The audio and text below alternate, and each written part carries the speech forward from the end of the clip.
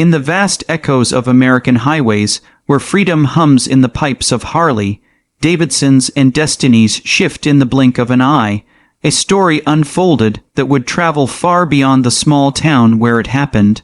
It would reach hearts, stir compassion, and remind people that kindness often comes from the least expected places. Before we begin, please like and share my videos and subscribe to the channel Kindness Soul Stories, because every share spreads more goodness into the world. It started on a chilled November morning in Greenville, a quiet town nested between rolling hills and old memories. The streets were lined with trees losing their last amber leaves, swirling in the cold wind like forgotten hopes. People hurried across sidewalks, wrapped in coats, scarves, and the kind of busyness that comes from holiday season approaching. And among them, invisible to most, walked a man who had once worn a uniform of honor, James Jamie Cartwright, a homeless veteran. Jamie had been a Marine. Years earlier, he had walked through deserts of foreign lands, carrying a rifle, a pack, and the pride of his country. But time can be unforgiving, especially to the ones who gave everything. When he returned home, he found himself battling demons that the world couldn't see. Jobs slipped away, friends drifted off, family moved on. And as the months turned into years, the life he knew faded until all that remained was a worn backpack, a tattered jacket, and shoes that barely held together. That morning, he trudged down Main Street, shivering. Hunger clawed at his stomach like a wild animal. He hadn't eaten since yesterday afternoon, and even then, it had only been half a sand, which someone had thrown away behind a diner. His legs trembled, but he kept walking. Veterans knew how to push through pain, and he pushed, until his body said no more. It happened in front of the old hardware store. The shop owner, Mr. Bell, was sweeping the front steps when he saw Jamie approaching, staggering like a wounded soldier on a battlefield long gone. Before Bell could speak, Jamie's knees buckled. His body crumpled to the concrete. His head hit the ground with a dull thud. "Hey, someone call 911. Bell shouted before kneeling beside him. People gathered. Some stepped forward with concern. Others stood back with hesitation. A few whispered comments like, "Poor guy. He's one of those vets, and someone should help him," but no one moved past the distance of curiosity. A teenage boy pointed to the unconscious veteran and said, "I think he fainted." Another woman muttered, "Probably drugs." Bell snapped at her angrily. "He's a veteran, not trash." But judgment often speaks louder than compassion. Sirens were still far away. People debated what to do. Someone suggested carrying him inside the shop to keep him warm. Someone else warned against touching him, and as the crowd argued, a distant rumble crept through the air, a thunder not from the sky, but from engines, deep, rolling, powerful. The townspeople turned toward the sound. Down the street, riding in formation like a moving wall of chrome and leather, came the Hells Angels, 12 riders, patches glinting, black jackets heavy with history. Their presence made people stiffen. Mothers pulled their children close. Shopkeepers instinctively stepped back to their doors. People whispered rumors, legends, and fears that always chased biker gangs like shadows. The Angels slowed down as they approached the scene, engines growling with authority. Their leader that day, a tall, broad-shouldered biker named Brick Malone, lifted his hand, and the entire pack came to a synchronized stop. They didn't look like heroes. They didn't look like the type to stop for anything. But they noticed the man on the ground. Brick swung off his bike and walked forward. The crowd parted like water splitting around a ship. "What happened?" he asked, kneeling beside Jamie. Bell answered, "He collapsed. He's homeless, a veteran." Brick's eyebrows lowered, and something softened in his face. He leaned close, saw the Marine tattoo on Jamie's forearm, the faded eagle, globe, and anchor. "Oh hell," Brick muttered under his breath. He served. Another biker, Tank, stepped forward. "He's freezing and starving." They didn't see a homeless man. They saw a brother. Different branch, different uniform, but still family in the ways that mattered. Brick looked up at the trembling townspeople. "Did anyone call an ambulance?" We think someone did." A woman stuttered. Brick didn't wait. He barked out orders with the authority of someone who'd led men before. Spike, get blankets from the saddlebags. Tank, run to that diner. Get hot soup, bread, whatever they got ready. Ace, call 911 and tell them a veteran is down. The crowd blinked in shock. The big, tattooed, rough-looking bikers moved with precision and care, a kind of discipline and unity that only comes from loyalty. Spike rushed back with a thick wool blanket. Brick lifted Jamie gently, far more gently than anyone expected from a man built like a mountain, and draped the blanket over him. Jamie shivered violently, his breath shallow. Belle whispered, "Is he going to be okay?" "Not if we stand around gawking," Brick replied. Tank sprinted back with 2 bags of food. He tore open a container of hot soup and held it to Jamie's lips. "Easy, brother, easy." But Jamie was too weak to drink. Brick placed a hand on his chest and felt the slow, uneven rise and fall. His jaw tightened. He's slipping into hypothermia. The angels didn't care about judgments. They didn't care about the stairs. Their focus was saving this man. Then the ambulance finally arrived. 2 paramedics stepped out, rushing toward Jamie. They knelt beside him, checked his pulse, and nodded.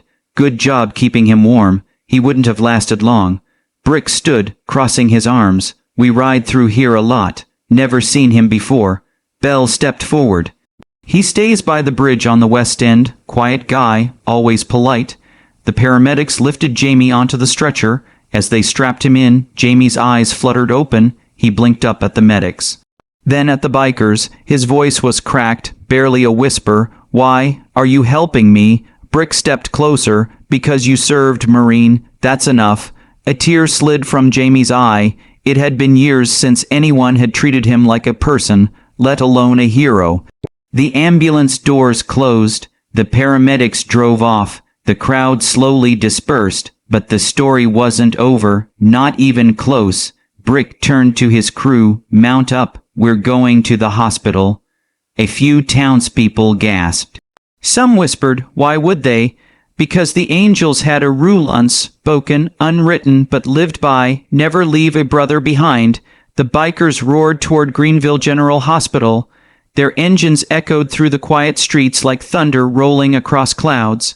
Outside the emergency room, nurses froze as 12 leather-clad giants walked in. The receptionist tried to stop them. "Excuse me, only family," Brick said firmly. "He's family now." The staff hesitated, sensing something deeper. Then the head nurse, a woman with stern eyes softened by years of compassion, stepped forward. "He's in room 6, but only 1 or 2 of you can go in." Brick nodded and motioned to Tank and Spike. The 3 of them walked quietly into the small room. Jamie was awake, barely. His color was less frightening now, but exhaustion still draped him like a shadow. He tried to sit up. You didn't have to follow me." Brick pulled up a chair. "Doesn't matter. We did." Jamie looked down at his hands, ashamed. "I didn't want anyone to see me like this." Spike shook his head. "Brother, you've carried more weight than most people ever will. Nothing to be ashamed of." Jamie swallowed hard. I lost everything. My wife left. My son won't speak to me. I had nightmares, flashbacks, couldn't keep a job. One thing led to another. Now here I am." His voice cracked. "I don't want pity." Brick leaned forward. "You don't get pity from us. You get respect." Jamie blinked rapidly, wiping at his eyes. The bikers stood there silently, tough men who'd seen their own battles, carrying their own ghosts. Then Jamie whispered something that broke all 3 of their hearts. "I thought dying on the street would be easier than being alone." Tank gently placed a hand on his shoulder. "Not anymore. You ain't alone now." The next decision they made would shock the whole town. The angels left the room briefly, gathered in the hallway, and Brick spoke quietly.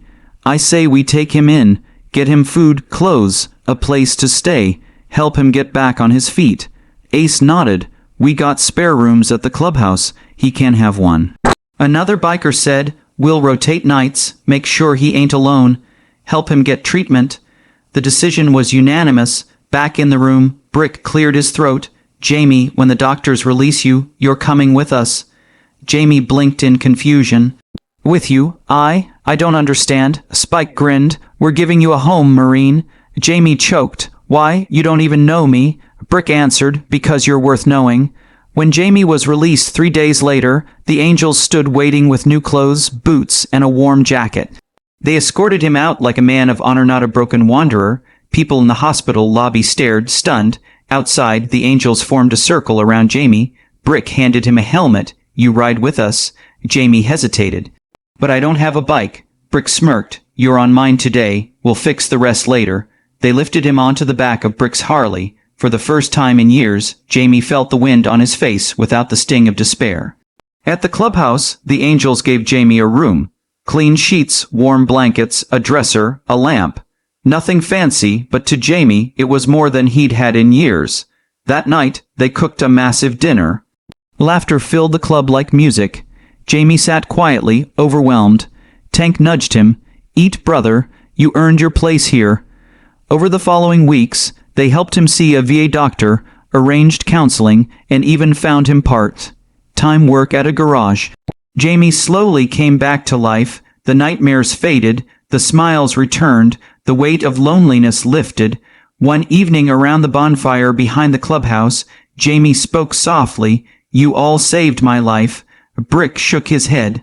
"Nah, we just reminded you what your life was worth." Months later, Jamie stood tall again, clean, shaven, healthier, lighter. He rode his own bike now, a Harley rebuilt by the angels as a gift. Then, one quiet evening, Jamie received a message from someone he never expected, his son, Ethan. "Dad, I heard what happened. I want to see you." Jamie trembled as he read the words. When he told the angels, they grinned like proud uncles. The reunion happened in a diner outside town. Jamie sat nervously at a table while the angels waited outside, giving him privacy but watching his back like a phalanx of guardians. Ethan walked in cautiously. He was taller now, older, carrying the hesitations of someone who had been hurt. Jamie stood. "Son, I'm sorry," he whispered. Ethan looked at him for a long moment. Then he burst into tears and embraced him. Outside, Brick wiped his own eyes discreetly. Jamie returned, smiling through tears. The angels erupted in cheers. Some stories are born from courage, some from pain, but this one was born from unexpected kindness. And the town of Greenville never looked at the Hells Angels the same way again. Rumors faded, judgments evaporated. People remembered how a group of rough, tattooed bikers had stopped everything to save a man everyone else had overlooked. Because sometimes angels don't have wings. Sometimes they ride Harleys. This story comes from Kindness Soul Stories. If this touched your heart, please like and share the video. And don't forget to subscribe for more powerful true stories that restore faith in humanity.